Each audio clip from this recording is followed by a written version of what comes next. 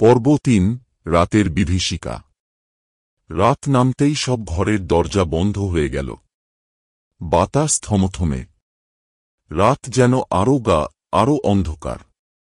হঠাৎ মাধব কাকার উঠোন থেকে এক তীব্র চিৎকার ভেসে এল। বাঁচাও, এটা আমাকে নিয়ে যাচ্ছে। সবাই লাঠিসোঁটা নিয়ে ছুটে গেল সেখানে। কিন্তু যা দেখল তাতে শরীরের রক্ত জল হয়ে গেল। মাধব কাকা উঠোনে পড়ে আছে, কিন্তু তার চারপাশে বিশাল একটা ছায়া।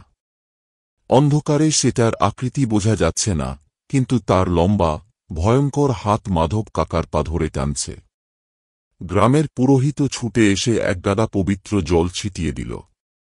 সঙ্গে সঙ্গে সেই ছায়া গর্জন করে অদৃশ্য হয়ে গেল, কিন্তু তার জায়গায় রয়ে গেল বিশাল দুটি আগুনে পোড়া চেহারার ফোটপ্রিন্টস। গ্রামের সবাই বুঝতে পারল এটা কোনো সাধারণ প্রেতাত্মা নয়, এটা একটা দৈত্য।